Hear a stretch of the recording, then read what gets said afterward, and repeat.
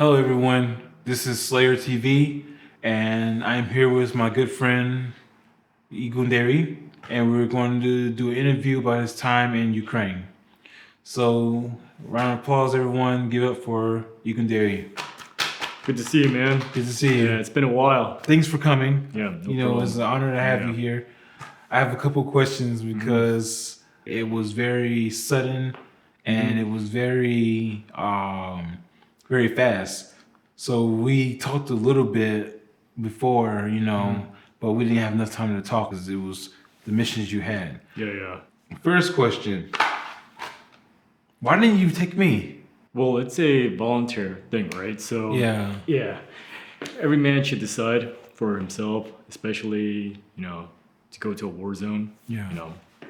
You know how it is. You've been to Iraq, and I don't think it was very appropriate to just ask, "Hey, let's go," because it's something that one, it's illegal for Koreans to go, and two, you being American, you can obviously go, but I think I would be somewhat liable if something would happen, and I thought that everyone should make that decision on their own without any influence. Okay, yeah, that makes sense. Because when I first found out that you left, I was a little heartbroken. I was like, wait, he didn't ask me at all, or something like that. Yeah. Because I definitely would have joined the team, no questions asked. Yeah, now that you mention it, yeah, it probably would have been good to ask. Yeah. But yeah, at the time, everything happened so fast. I think I got to the battlefield within the first week of the war, so very fast. When I first heard about them accepting volunteers, I didn't hesitate one bit. Packed my bags and bought a ticket, and I was gone. I seen the photo of Beckshot, and I was like, Yeah. man, like that's awesome. Like going to a war zone volunteering is very heroic and very brave. Not many people really realize that, but it's really brave of you to go out and sacrifice yourself and your time and your blood, sweat, and tears to help another country, especially when you have no obligation to do so. Yeah. Thanks, man. I appreciate that. Most Koreans probably don't feel that way. Obviously, I had to go through this legal battle because of what I did. But you, coming from America, you know how it is. And to me, it reminded me of the Korean War, because we learned about the Korean War, about how many countries volunteered to help South Korea. And the result was that, hey, we're here, we're a thriving country, right? And when that news hit me, I was like, it's my duty to go. And you know what my job is. I'm a military consultant. Yeah. And that's what I do. I teach military and I teach police. I felt like, because when I was talking to my wife and things like that, I talked to her, I said that you wouldn't have went if it didn't mean something to you at all. Yeah. Which leads me to my next question. Many fans that I've seen online supported you and things like that. There's also fans that were very critical, saying that you were joining to just boost your ratings and things like that, yeah. which I thought was very funny and things like that. I had a couple words to say to them myself. Right. But Yeah. what do you have to say to those guys? A lot of jealous people will come up with any ridiculous reason, Yes. right? And there is a saying in Korea, this is Korean culture, Koreans cannot see somebody being successful or doing something great. Koreans just can't accept that because Koreans are jealous people in general. Yeah. I think there is some truth to that because Korea is such a competitive country. And, I'm not like a super rich person. I'm not a Saudi prince or anything, right? Yeah. And I'm not in it for the money. I'm an influencer and a military consultant. And I do well for myself. But when I went over to Ukraine, for me, I felt like it was a duty. To Koreans, it's like, that is so awesome that he's doing that, but I can't accept it. So I gotta come up with a ridiculous reason to defame him. Yeah. And that's what a lot of Koreans did. And it was actually shocking to me because there was so much fake news on the internet about me when I was in Ukraine. One was I was shooting a movie in Poland. I don't know if you've heard about that one. Yeah, That one was big. That one was Yeah. big. Somebody came up online and he said that he saw Ken Reed in Poland shooting a war movie, pretending that he's in Ukraine. Yeah, I saw a little bit of Yeah, that. yeah. Yeah. And why would that guy lie about something like that, right?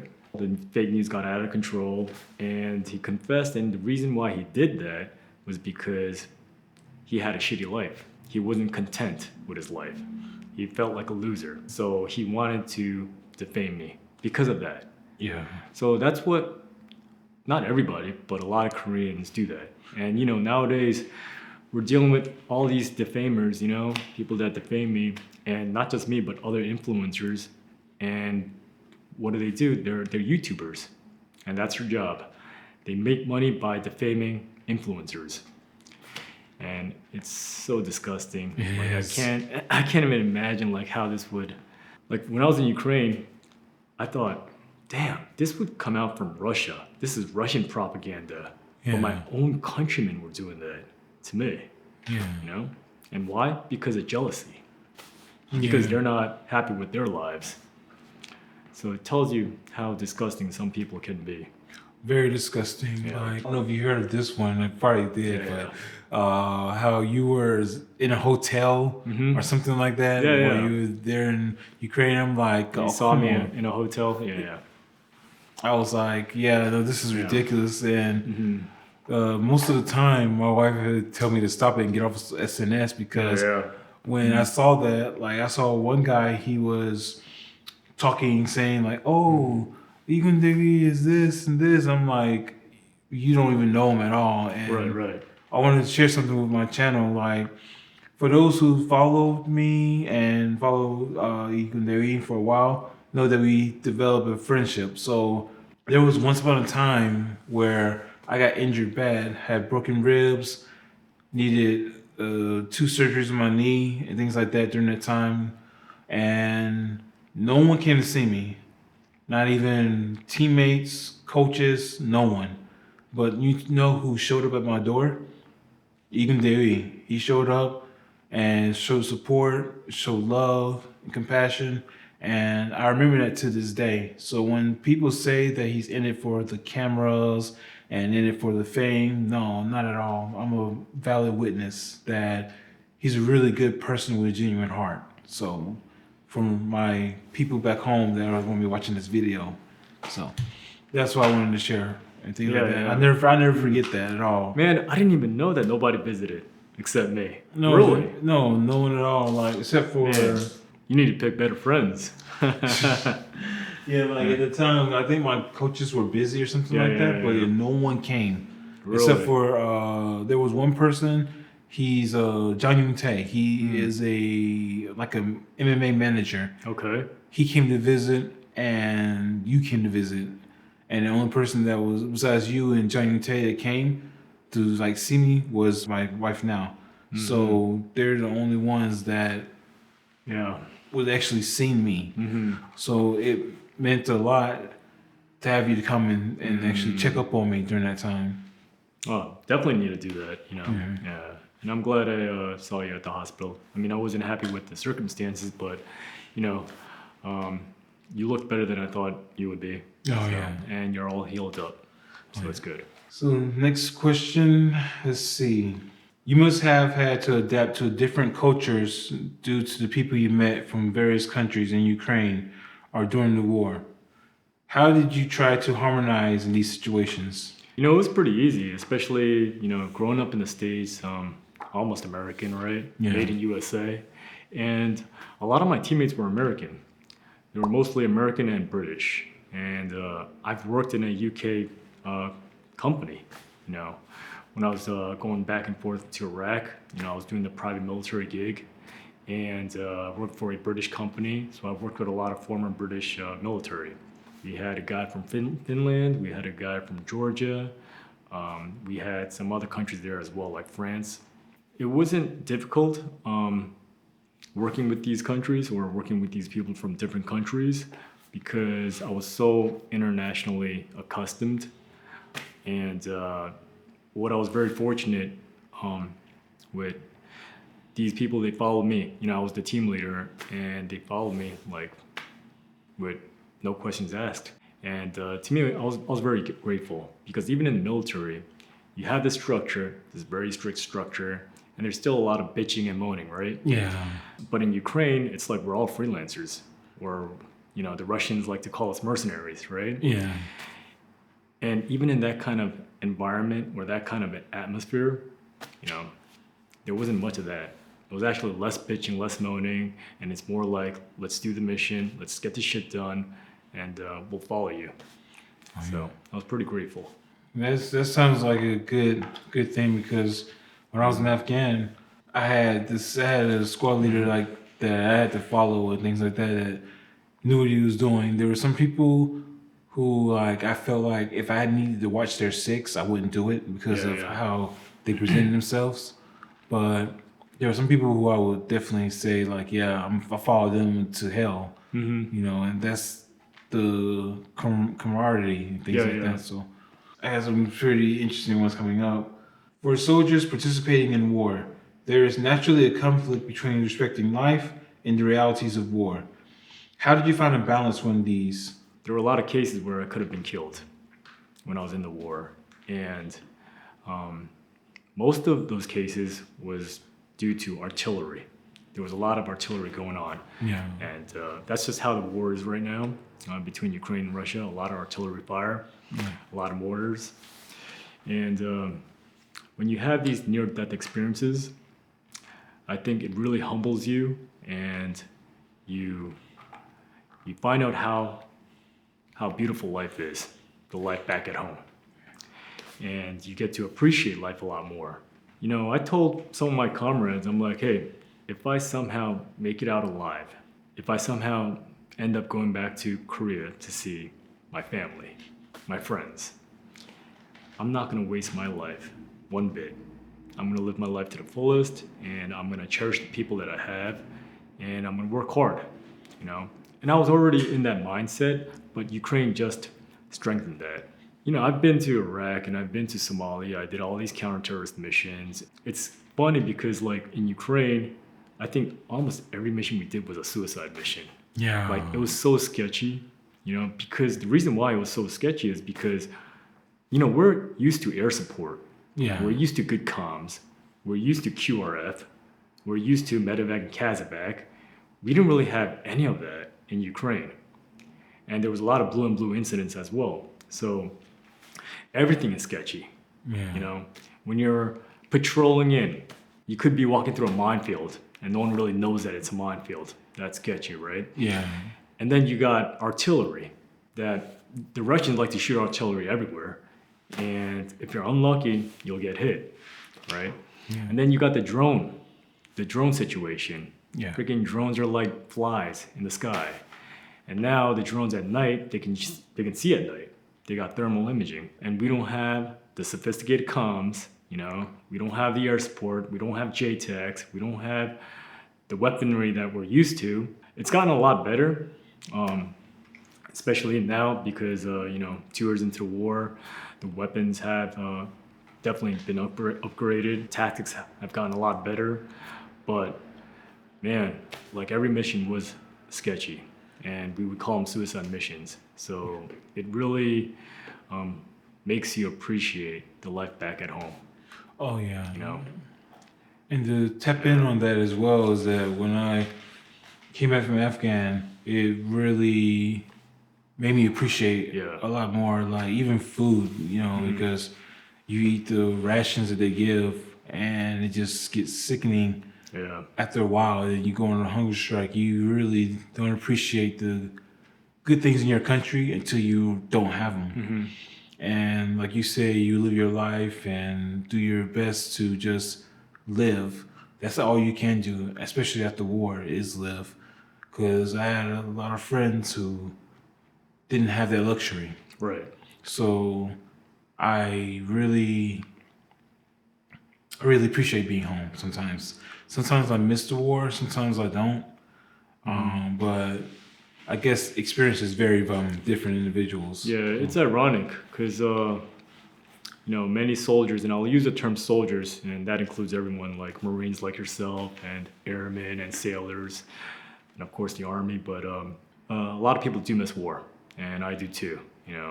And I don't even have a passport right now because the Korean government canceled my passport. They're afraid that I'm going to go back to Ukraine.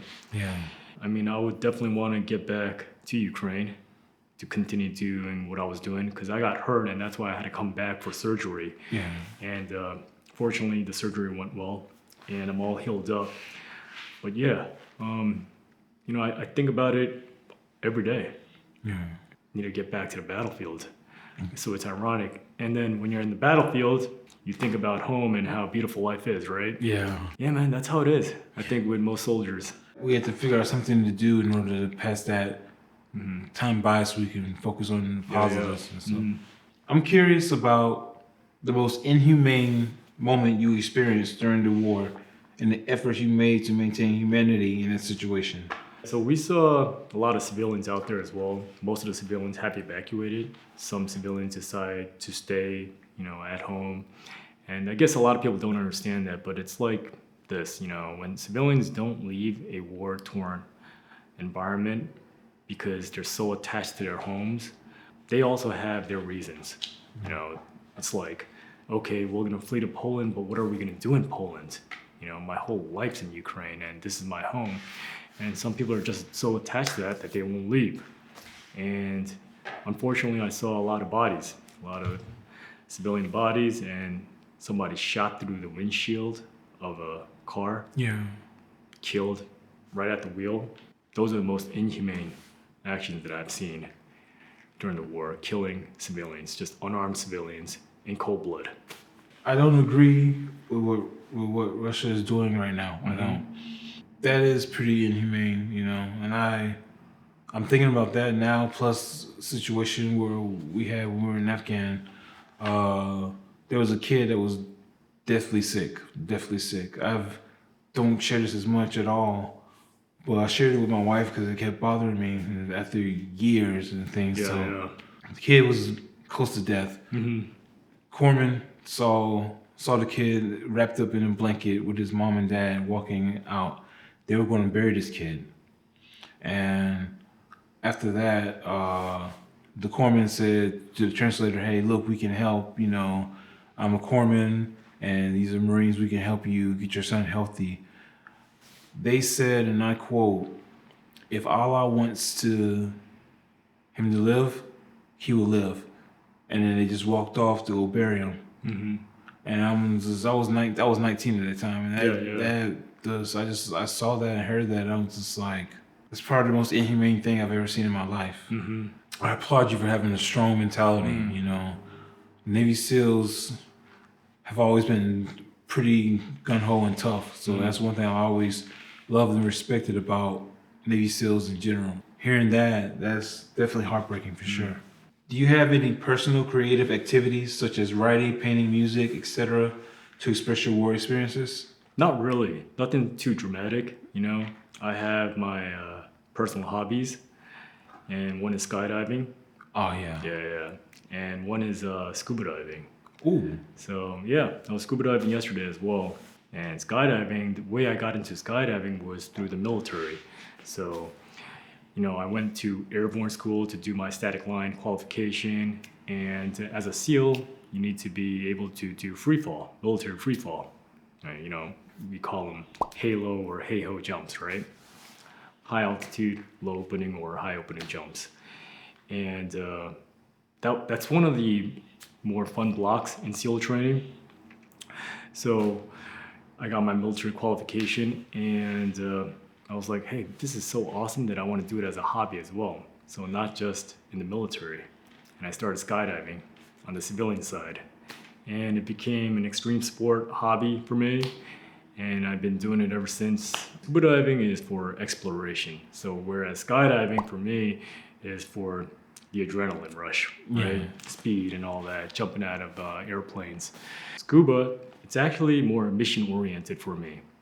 So I do scuba to do exploration, whether it's shipwrecks or caves. It usually has a mission, like we're gonna go and find something. or we're gonna go and explore something. You're in your own peaceful bubble. You know what I mean? Yeah. And it's still a rush at the same time because when you're going to a shipwreck, it's like a haunted ship, you know? Yeah. It's dark, it's lonely, and you don't know what the hell's gonna pop out. Yeah. So it's exciting in that way as well. Have you faced any difficulties adjusting since returning to Korea? No, not really. Actually, I think I adjusted very well, fortunately.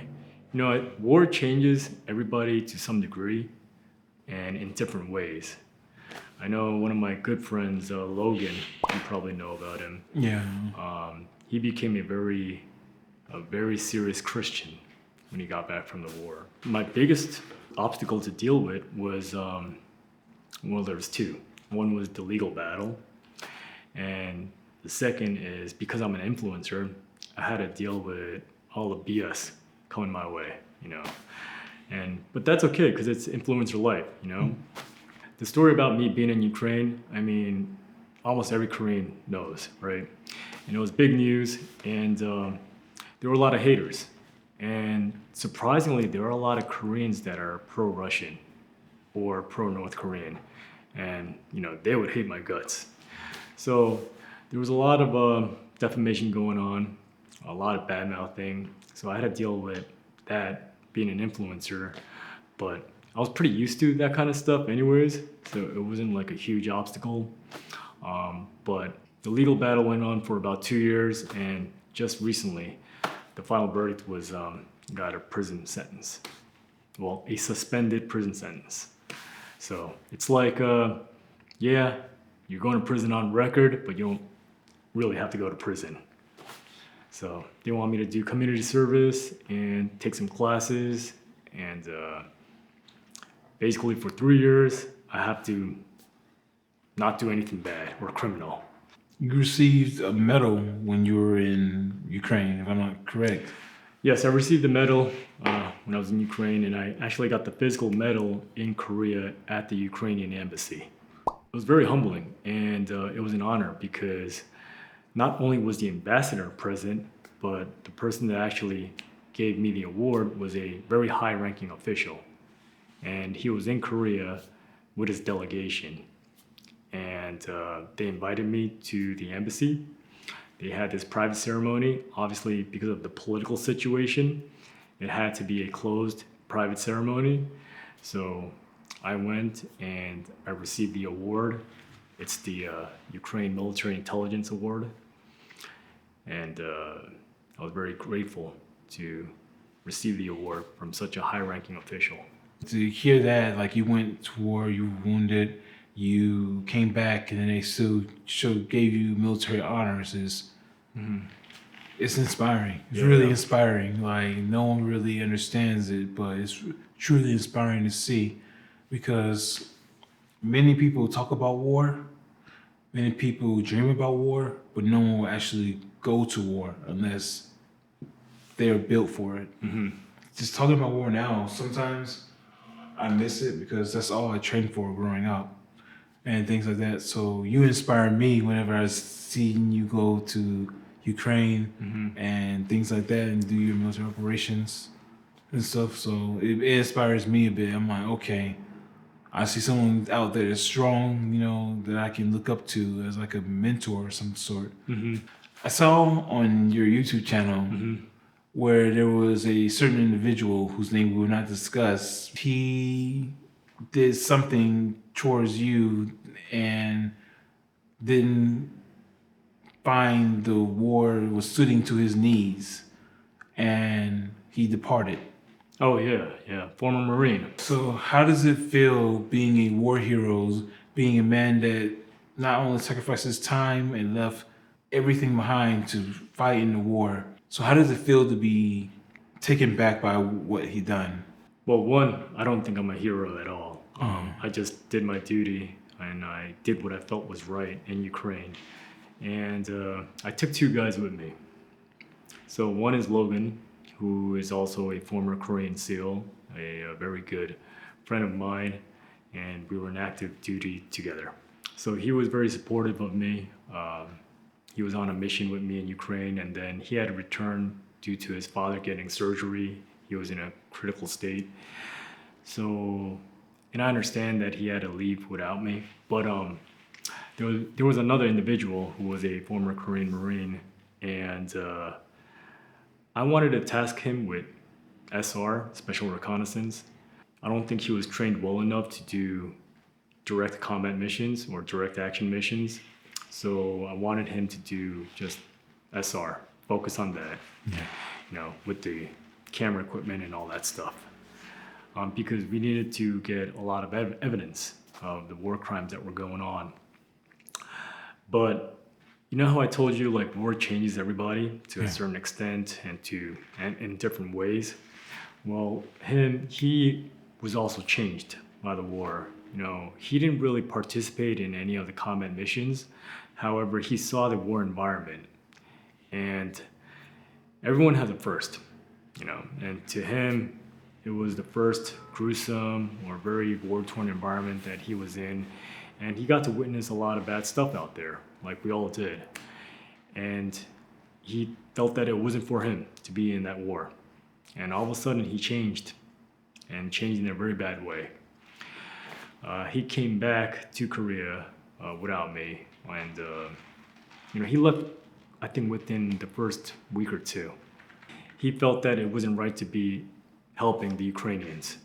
Like, it's got nothing to do with us. And I told him, innocent lives are dying, and you saw for yourself. Their bodies freaking everywhere. Innocent people shot in their homes, shot in the vehicles, shot running away. And he's like, so what? Not my problem. It's not our war, and I'm not gonna die here. I'm not gonna die on foreign land. And he bounced, and I understood that. I get it. It's not for everyone. I get that.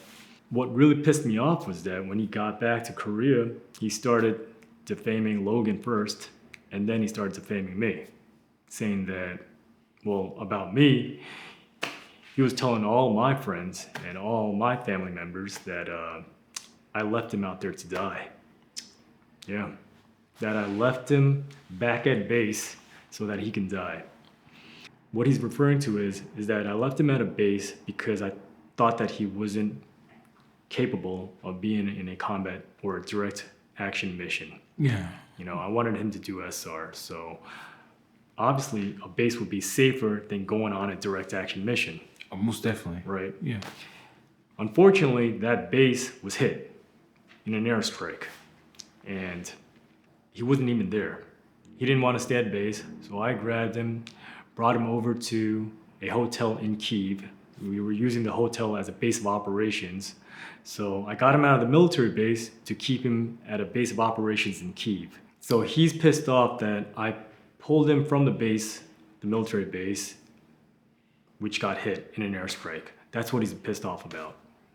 Yeah, some people are built for war, some are not. But it's just shocking that he would go that route. He could have easily said, I wanted to help, but I don't think I mentally can handle it. Yeah, I mean, that's why I was very disappointed in him, because it's okay to run away.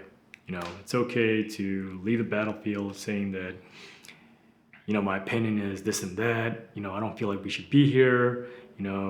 These Ukrainian civilians, they have nothing to do with me. I get all that. All right, that's your opinion. But when you get back home and you tell all my friends and my family members these lies about me that I left you at the base to die, I mean, that's what pisses me off. To cover your cowardness, you spread lies about me and about Logan. Yeah, put that shit up on my YouTube channel. He actually sent me that recording in a threatening manner. I didn't even have that recording. I was using an iPhone, which doesn't record phone calls. He sent that recording to me in a threatening manner. Because I'm an influencer, he thought that he had some gain over me. I got this recording and I'm gonna blow it up, and I could do it anytime, and that's the feeling that he gave me. And I'm like, shit, I'll just blow it up for you. Boom. And I put it up on my YouTube channel and let the general population decide. He got all the heat. So today we did a interview with Igun Dewi, and he has done amazing things for Ukraine during the war. And anything you wanted to say to the people watching? No, I'm just glad to have met you after all these months. You know, I think it's been a while, but it's always good to talk to a comrade. You know, you're a good Marine buddy to me. Yeah. And I'm glad you're living in Korea. Hopefully, you'll continue to live in Korea. Oh yeah. And I know you're getting ready for a fight, so definitely invite me to that fight. And, For sure. I'll see you there. I'll see you there. All right, guys, we're heading out.